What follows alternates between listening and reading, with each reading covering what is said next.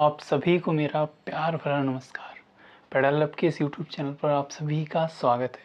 I hope कि आप सभी की तैयारी बहुत ही अच्छी चल रही होगी और ये एक और नई प्रैक्टिस वीडियो है जिसमें मैं आपका स्वागत करता हूँ।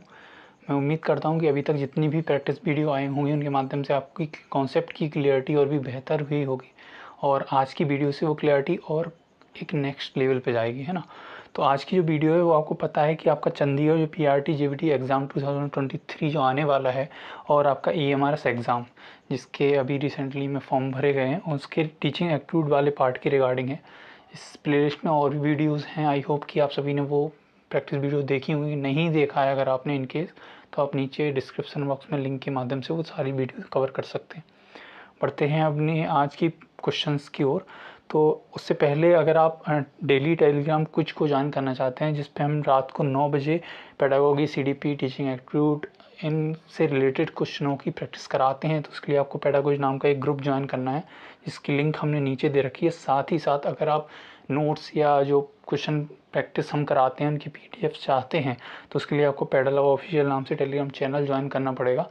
बढ़ते हैं अपने क्वेश्चन की ओर बिना देरी करे। तो पहला क्वेश्चन है कि आकलन के किस प्रकार का प्रयोग प्रक्रिया के दौरान किया जाता है।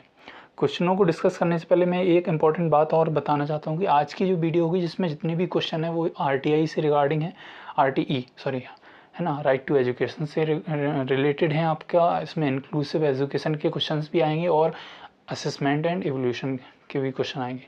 ये तीनों टॉपिक आपके कहीं ना कहीं हर आपको टीचिंग एग्जाम में देखने को मिलते ही मिलते हैं। ऐसा कोई एग्जाम नहीं है टीचिंग का जिनमें आपको इनके रिगार्डिंग क्वेश्चन ना मिले, इसलिए ये तीनों टॉपिक अपने आप में बहुत ज़्यादा इंपॉर्टेंस रखते हैं। तो बढ़ते हैं अपने क्वेश्चन की ओर कि आकलन के किस प्रकार का प्रयोग प्रक्रिया के दौरान किया जाता है। यहाँ जो फोकस कीवर्ड है, मैं हमेशा कहता हूँ क्वेश्चन के वो कीवर्ड आपको पकड़ना है जिनसे पूरे क्वेश्चन का अंदाजा मिल जाए और वही आपको कीवर्ड है वो आंसर तक लेके जाएंगे। तो इस क्वेश्चन में जो वर्ड है वो है प्रक्रिया के दौरान। इस बात पे ज़रा विशेष गौर करना। तो कौन सा आकलन प्रक्रिया के दौरान होता है कि असेसमेंट ऑफ लर्निंग होता है, असेसमेंट एज लर्निंग होता है, असेसमेंट फॉर लर्निंग होता है। तो आपको इस क्वेश्चन को अटेम्प्ट करने से पहले अगर मैं कुछ और नॉलेज दूं तो कि आकलन के कितने प्रकार होते हैं। नॉर्मली आकलन के 3 प्रकार हैं। इसमें अगर एक और आकलन का प्रकार जोड़ें तो असेसमेंट इन लर्निंग और होगा, जो कि मोस्टली एग्जाम में नहीं देखने को मिलता है। बट आकलन के 3 प्रकार यहाँ जो दिए गए हैं वो आकलन के 3 प्रकारों में आते हैं। अब बात करें प्रक्रिया दौरान कौन सा आकलन किया जाता है, तो प्रक्रिया के दौरान आपका असेसमेंट फॉर लर्निंग आएगा। इसी को अगर एवोल्यूशन या मूल्यांकन के तौर पे देखा जाए तो आप फॉर्मेटिव असेसमेंट के तौर पे इसे जानते हैं, है ना। अब बाकी की अगर बात करें तो असेसमेंट ऑफ लर्निंग, इसे हम सम्मेटिव के नाम से जानते हैं, जिसका आपने देखा होगा कि आप किस साल के अंत में जो परीक्षाएं कराई जाती हैं, है ना, उन्हें असेसमेंट ऑफ लर्निंग कहेंगे। असेसमेंट एज लर्निंग किसे कहते हैं, जब बच्चा खुद से मूल्यांकन करता है, आकलन करता है या सहपाठियों द्वारा उसका आकलन किया जाता है। तो ये किसके अंतर्गत आएगा, ये आपका असेसमेंट एज लर्निंग के अंतर्गत आएगा। आई होप कि आपको बाकी ऑप्शन की भी क्लियरिटी हो गई होगी। बढ़ते हैं अपने अगले क्वेश्चन की। रसोइया खाना बनाने के समय ही खाना चखता हुआ खाने का निरीक्षण करता है, बताएं यह किस प्रकार का आकलन है। तो ये क्वेश्चन आपका CTET में पूछा गया था। क्योंकि ये अप्लाइड क्वेश्चन है इसलिए मैंने ज़रूरी समझा कि कहीं आकलन से रिगार्डिंग इस क्वेश्चन की आपकी समझ और डेवलप होगी। तो आपको बताना है रसोइया कर क्या रहा है, खाना चखता है। कब, खाना बनाने के समय ही। क्यों, क्योंकि वो इसका निरीक्षण करना चाहता है। कई बार होता है ना, ये चाय अगर गेस्ट मेहमान घर पे आए हुए होते हैं तो चाय हम चख के देखते हैं कि कम या ज़्यादा मीठी तो नहीं है। तो ये सेम वैसा ही है। तो वो कहीं ना कहीं आपका प्रक्रिया के दौरान आकलन कर रहा है, ये आपको इस बात पे गौर देना है। तो अभी मैंने बताया कि प्रक्रिया के अगर दौरान आकलन किया है तो आपका असेसमेंट फॉर लर्निंग आता है। आई होप कि आप समझ गए होंगे। बढ़ते हैं अगले क्वेश्चन की ओर कि CCE में समग्रता शब्द के मायने किस प्रकार के आकलन से है। अब पहले तो बात करते हैं ये CCC है क्या। तो कंटिन्यूस एंड कम्प्रीहेंसिव एवोल्यूशन के नाम के बारे में आपने ज़रूर सुना होगा, जिसका आपका NAP 2020 संकल्पना करती है और NCF में इसके बारे में कहा गया है। अब ये किस प्रकार का आकलन है, क्या वो शैक्षणिक है या गैर शैक्षणिक है। तो जो CC है उसमें समग्रता जो वर्ड है, कंप्रीहेंसिवनेस, है ना, वो आपका ये दिखाता है कि आप शैक्षणिक भी आकलन करेंगे और गैर शैक्षणिक भी आकलन करेंगे।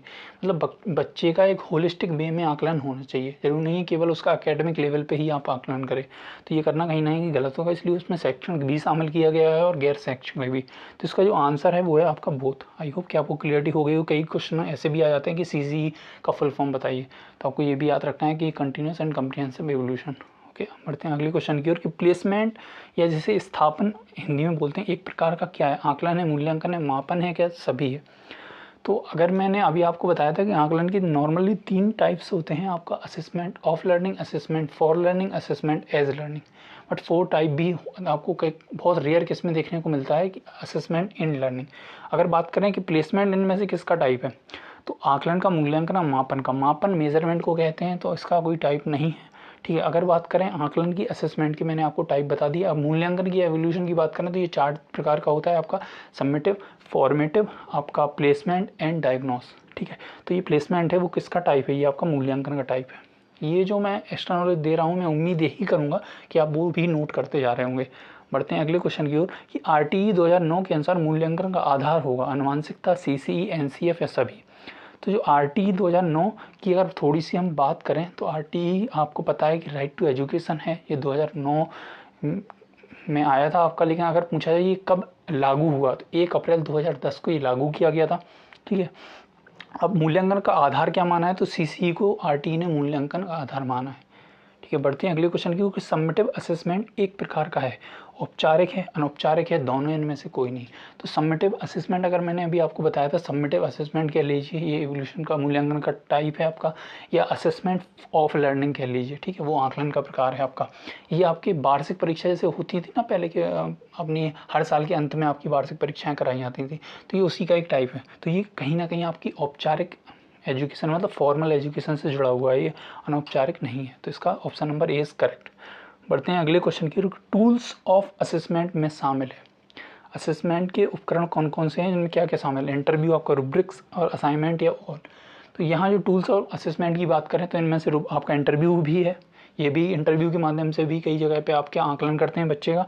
रुब्रिक्स ये आपका नई चीज़, मतलब रुब्रिक्स क्या एक आपकी कहीं ना कहीं टेबल बना के दे दी जाती है, लेवल 1, लेवल 2, लेवल 3 इस टाइप में। तो आपको बहुत कंप्रीहेंसिव वे में या होलिस्टिक वे में बच्चे का मूल्यांकन करने का मौका मिलता है। असाइनमेंट आपको पता ही है कि जब आप मास्टर डिग्री या कुछ करते हैं तो आपको असाइनमेंट या बच्चों को भी असाइनमेंट बनाने के लिए दिए जाते हैं, या प्रोजेक्ट, इसी का एक टाइप है प्रोजेक्ट। तो ये सभी ही आपके टूल्स ऑफ असेसमेंट में आते हैं, ठीक है।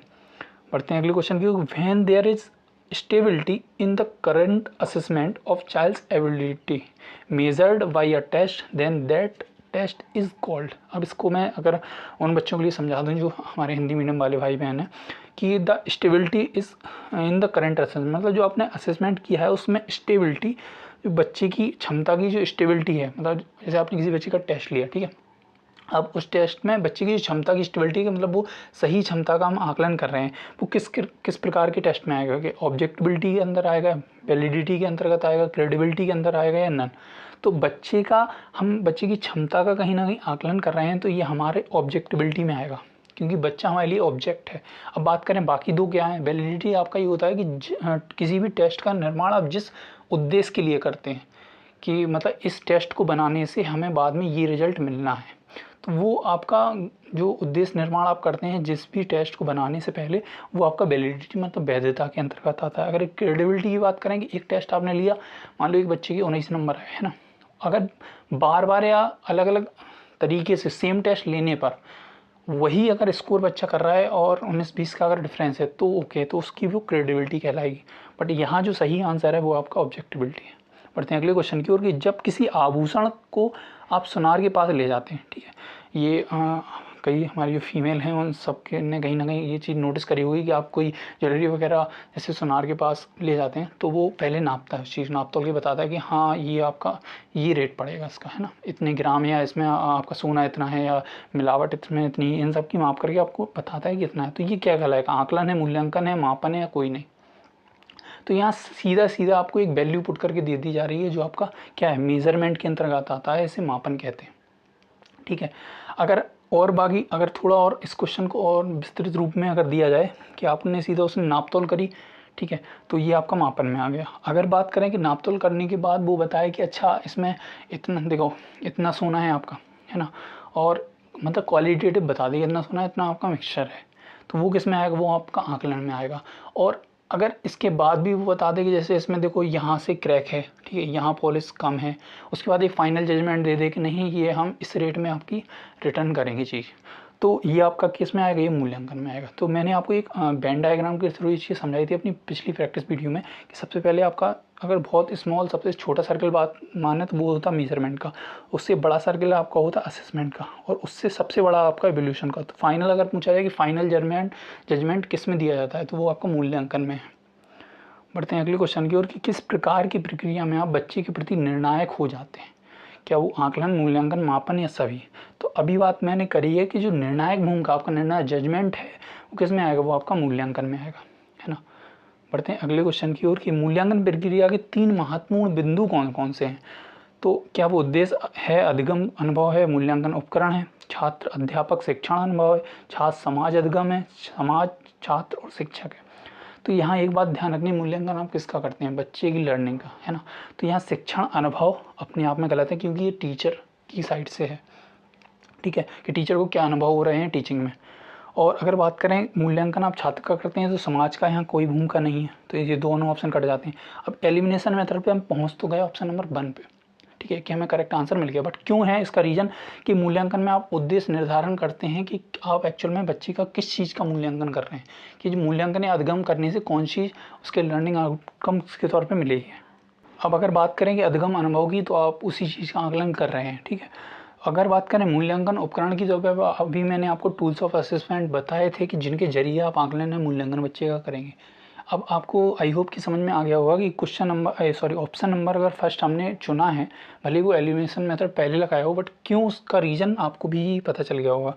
बढ़ते हैं अगले क्वेश्चन की ओर कि एनईपी 2020 बच्चों के मूल्यांकन के लिए डैश और डैश के समावेशन को प्रस्तावित करती है। समूहकार, स्वांकलन, मानवीकृत परीक्षा, पोर्टफोलियो निर्माण, मानक निर्देश या मानदंड परीक्षा, परियोजना या मानकीकृत परीक्षा।